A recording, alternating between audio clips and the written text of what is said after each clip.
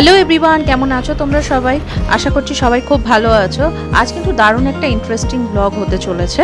আজ কিন্তু আমি তোমাদেরকে নিয়ে যাব বিদেশ সফর, মানে হচ্ছে আমাদের প্রতিবেশী দেশ ভুটান, এবং সেটা একদিনে 100 টাকায় কী করে তোমরা ঘুরে নিতে পারো সেটার সমস্ত ইনফরমেশন এই ভিডিওতে আছে। তো চলো ফটাফট দেরি না করে দেখে নেওয়া যাক।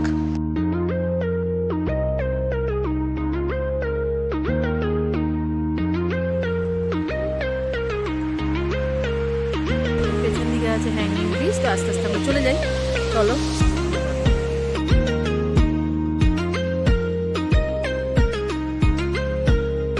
গুড মর্নিং, এখন বাজে 7:30, আর আমি আছি এখন জংশন। দেখতেই পাচ্ছ শিলিগুড়ি জংশন স্টেশন আমার পিছনে, এই পিছনে শিলিগুড়ি জংশন স্টেশন।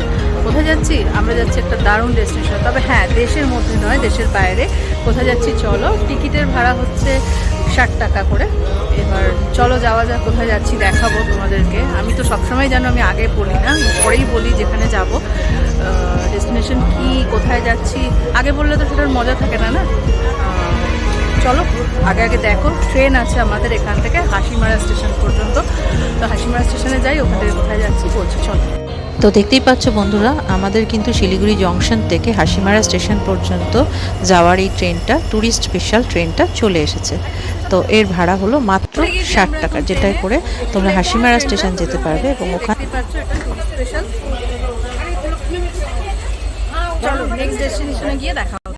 তো এই ট্রেনে করে 3.5 থেকে 4 ঘন্টা জার্নি করে তোমরা পৌঁছে যেতে পারবে হাসিমারা স্টেশন, এবং ওখান থেকে অটোয় করে প্রায় 45 মিনিট 1 ঘন্টা, রাস্তা খারাপ থাকার জন্য মোটামুটি আমাদের 1 ঘন্টাই লেগেছিল, পৌঁছে যেতে পারো জয়গাঁও ভুটান বর্ডার। তো ওখান থেকে তোমরা সরাসরি পারমিট নিয়ে ঢুকে যেতে পারো ভুটানে।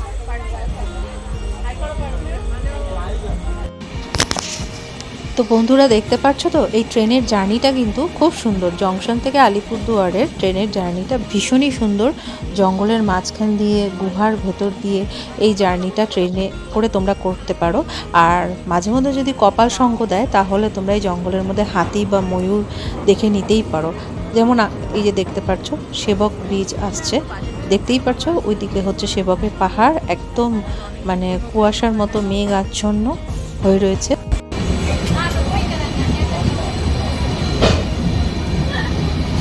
চলে এলাম সেবক স্টেশন।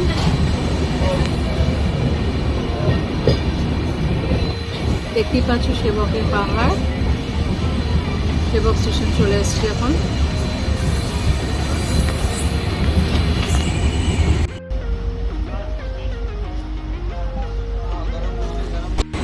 তো এতক্ষণ তোমাদেরকে বলিনি আমি কোথায় যাচ্ছিলাম।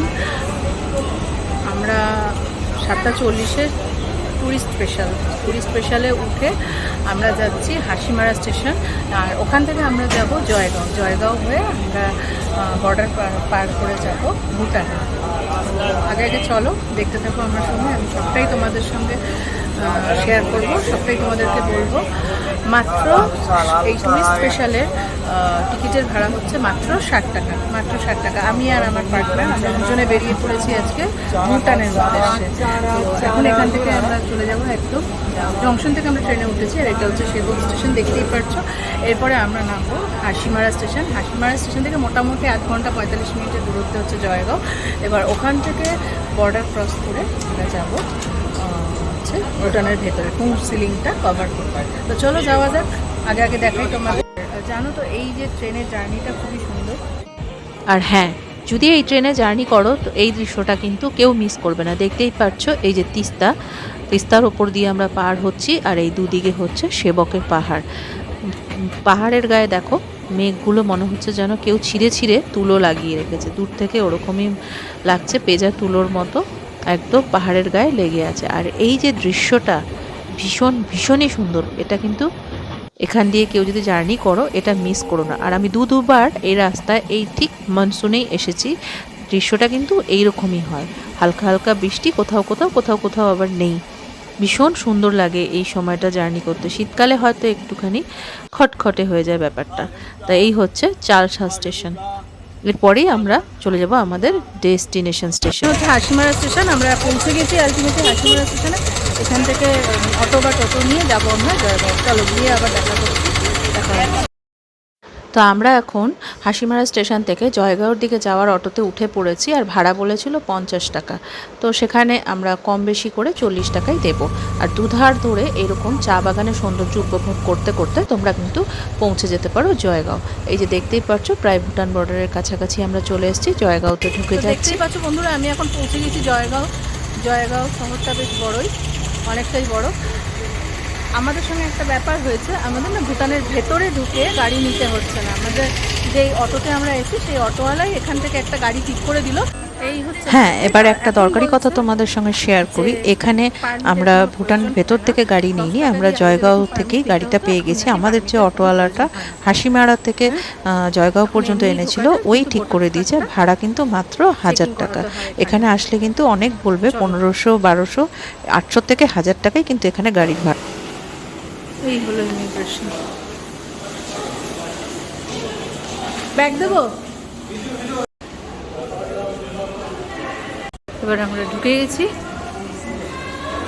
আমাদের পারমিশন নেওয়া হয়ে গেছে। তবে কোনো 10 টাকা এখানে লাগছে না, পারমিশনের জন্য কোনো 10 টাকাই এখানে লাগছে না। সামনে দেখতে পাচ্ছ এটিএম আছে, যদি দরকার হয় তোমরা লাস্ট এখানে এটিএম থেকে টাকা পয়সা তোলার হলে করতে পারো। তো এবার মেন কথাটা তোমাদেরকে বলি, আমরা তো গেট দিয়ে ঢোকার সময় ভোটার আইডি বা আধার কার্ড হলেও এখন চলে। এবার কিন্তু মেন পারমিশনটা আমাদের নিতে হবে। এই যে দেখতে পাচ্ছ বাঁ দিক দিয়ে ঢুকে আরেকটু এগিয়ে ডান হাতে গিয়ে ওখানে কিন্তু কাউন্টার আছে, যেখানে তোমাদের ফটো তোলা হবে এবং তোমরা কবে এসছো, কজন এসছো সেগুলো সমস্ত জিজ্ঞেস করে তারপরেই গেট দিয়ে বেরোতে দেওয়া হবে। ফেরার সময় সেম করবে। চলে এসেছি ভুটানের মাটিতে, ফার্স্ট টাইম পা দিলাম ভুটানের মাটিতে। এবং দেখতেই পাচ্ছ আমি চলে এসেছি এখন ভুটানের মাটিতে পা দিয়ে দিয়েছি। এটা আমার first international trip without passport. এখানে এখন ভোটার কার্ড, আধার কার্ড সবই চলে। দেখতেই পাচ্ছ পারমিট নিয়ে বেরিয়ে গেছি। আমাদের তো গাড়ি আছে বলা, তো গাড়িতে চলে যাচ্ছি এখন। চলো যাওয়া। তো বন্ধুরা দেখতেই পাচ্ছ ভুটানের 3 নম্বর গেট দিয়ে পারমিট নিয়ে বেরিয়ে এই চলে এসেছি আমরা ফুংশিলিং শহরে। ফুংশিলিংয়ে আমরা এন্ট্রি নিয়ে নিয়েছি। তো এবার এগোবো। তো আমাদের যে গাড়িটা জয়গাঁও থেকে নিয়েছিলাম সেটাই কিন্তু ভুটানে আসলো আমাদেরকে নিয়ে। আর এই যে আমাদের জার্নি স্টার্ট হলো। আমরা এখানে মোটামুটি 4টে জিনিস দেখে নিতে পারি সময় থাকলে, কিন্তু আমাদের হাতে যেহেতু সময়টা কম ছিল, আমরা 4টের কাঞ্চনকন্যা ধরে আবার শিলিগুড়ি ফেরত যাব, সেই জন্য আমরা মাত্র 2টো জিনিস এখানে দেখতে পেরেছি। দেখতেই পাচ্ছ এবারে আমরা চলে যাচ্ছি ভুটানের রাস্তা ধরে হ্যাঙ্গিং ব্রিজের দিকে। আর বললাম তোমাদের 100 টাকায় একদিনে ভুটানের সফর, কি মিলল তো? 60 টাকা ট্রেন ভাড়া আর 40 টাকা অটো ভাড়া। আর আমাদের যে ড্রাইভার দাদা ছিল, আমাদের টাইম এত কম দেখে এত জোরে গাড়ি চালিয়ে নিয়ে এসেছে। আর ভুটানের রাস্তাঘাটগুলো কিন্তু মোটামুটি তোমরা ফাঁকাই পাবে। জানি না আমরা স্যাটারডে গিয়েছিলাম দেখে ফাঁকা কিনা। আমরা এই হ্যাঙ্গিং ব্রিজে সামনে এগিয়ে যাচ্ছি, তোরসা নদী আর তার উপরে হচ্ছে ব্রিজটা। এই ব্রিজের ওপাশে কি আছে না, কি আছে ওপাশে? আচ্ছা আচ্ছা, এই পেছন দিকে আছে হ্যাঙ্গিং ব্রিজ। তো আস্তে আস্তে আমরা চলে যাই, চলো। তো ঘুরে নিলাম হ্যাঙ্গিং ব্রিজটা, দেখতেই পাচ্ছ। এ দেখো একদম পুরো নড়ে। জয়শ্রী নড়াচ্ছি, নড়ছে আমার পার্টনার জয়শ্রী, দেখতেই পাচ্ছ একটুও ভয় পায় না, ফটোর পর ফটো তুলে যাচ্ছে। কেমন লাগছে? ফাটাফাটি। হ্যাঁ সেটাই হচ্ছে ব্যাপার। আমরা সময় এত কম সময় নিয়েছি, অ্যাকচুয়ালি আমাদের ট্রেনটা প্রচুর লেট ছিল, লেটের জন্য টাইমটা কম পেয়েছি। সেই কারণে এত সুন্দর ভিউগুলো ভালোভাবে আমরা দাঁড়িয়ে অনেকক্ষণ টাইম নিয়ে দেখতে পাচ্ছি না। তোমাদেরকে দেখিয়ে দিলাম এই হলো ভুটানের হ্যাঙ্গিং ব্রিজ। তো যদি তোমরা ওয়ান ডে ট্যুরে আসো তো এইটা কিন্তু তোমরা দেখে নিতেই পারো। দেখতেই পাচ্ছ এই হচ্ছে তোরসা নদী, আমাদের দেখিয়ে দিলাম এই হচ্ছে তোরসা নদী। আর এই যে ব্রিজ যেটা দিয়ে পারাপার হওয়া যায়, এই হচ্ছে হ্যাঙ্গিং ব্রিজ। তো চলো অন্য ডেস্টিনেশনের উদ্দেশ্যে যাই আমরা। দেখতেই পাচ্ছ হ্যাঙ্গিং ব্রিজ থেকে দেখে বেরোনোর সময় একটা মোমোর দোকান এখানে দেখতেই পাচ্ছ, কি সুন্দর সাজানো গোছানো বেশ দোকান। তো এটা হচ্ছে ইন্টারন্যাশনাল ট্রিপের ইন্টারন্যাশনাল মোমো এখানে নিয়ে নেওয়া হচ্ছে। প্লেট হচ্ছে ভেজ মোমো 60 রুপিস। এই যে দেখতেই পাচ্ছ আমাদের ইন্টারন্যাশনাল মোমো। বলো এখন কি এখানে লাগে টাকা পয়সা কিছু থাকতে?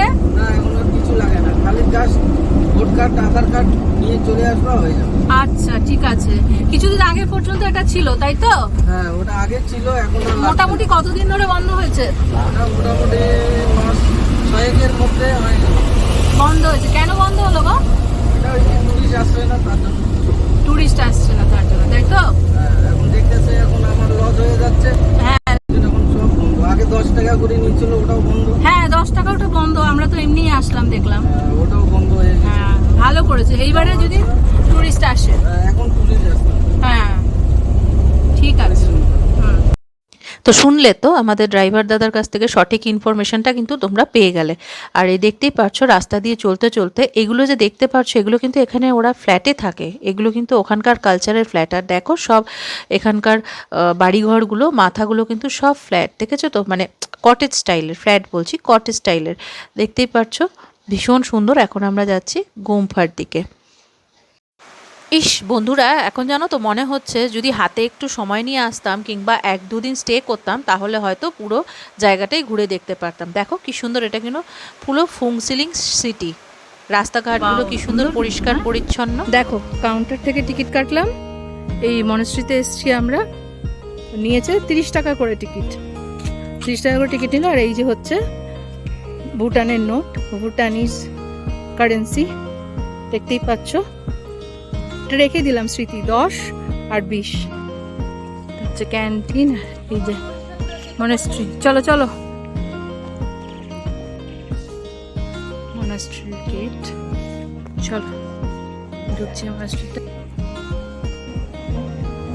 ভিউটা জাস্ট দেখো তোমরা, এখান থেকে দেখা যায় জয়গাঁও সিটিটা, পুরো দেখতে পাচ্ছ, পুরো জয়গাঁও সিটি। আর এখানে আছে মনাস্ট্রি, ওপরে আমরা যাব, ওরা এখানে গুম্ফা বলে, ভুটানে এটাকে গুম্ফা বলে। দেখো কি সুন্দর ভিউ,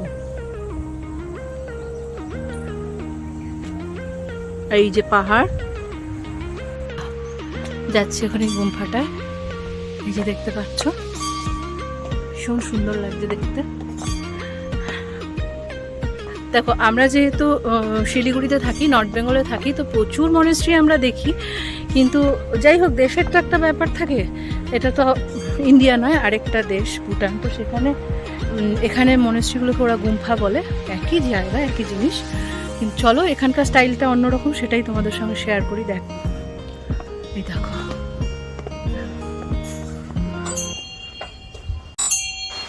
জানো তো এই মনেস্ট্রিটা কিন্তু অনেক পুরনো, আর এটা দেখে আমার সেই ছোটোবেলার স্মৃতি মনে পড়লো। আমি কিন্তু এখানে ক্লাস 2-এ পড়াকালীন একবার এসেছিলাম, তো এই মনেস্ট্রিটাই দেখেছিলাম এবং এখান থেকে নিচের এই জয়গাঁও সিটিটা দেখেছিলাম, সেটার স্মৃতিটা একটু একটু মাথায় এখনো আমার আছে।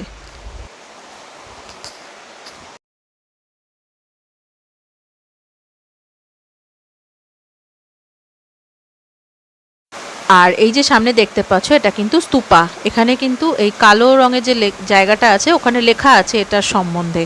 আর এই হলো প্রেয়ার হুইল, এটা তোমরা প্রায় বুদ্ধিস্ট মনেস্ট্রিতে তোমরা দেখেই নিতে পারবে, এটা দেখেই থাকবে যারা যারা পাহাড় ঘোরো, যারা যারা এইসব দিকে এসেছো নর্থ ইস্টে, মোটামুটি এইগুলো পেয়েই যাবে তোমরা সব জায়গাতে। এখানে ওদের কিন্তু মন্ত্র উচ্চারণ করে, ওরা মন্ত্র থাকে ওদের বুদ্ধিস্টদের বা টিবেটিয়ানদের।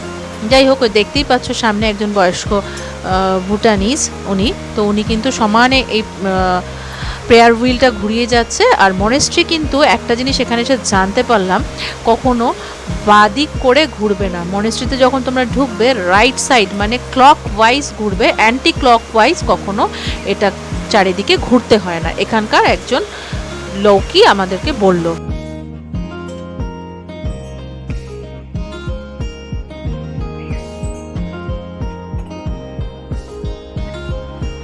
চলো হয়ে গেছে মনেস্ট্রি দেখা।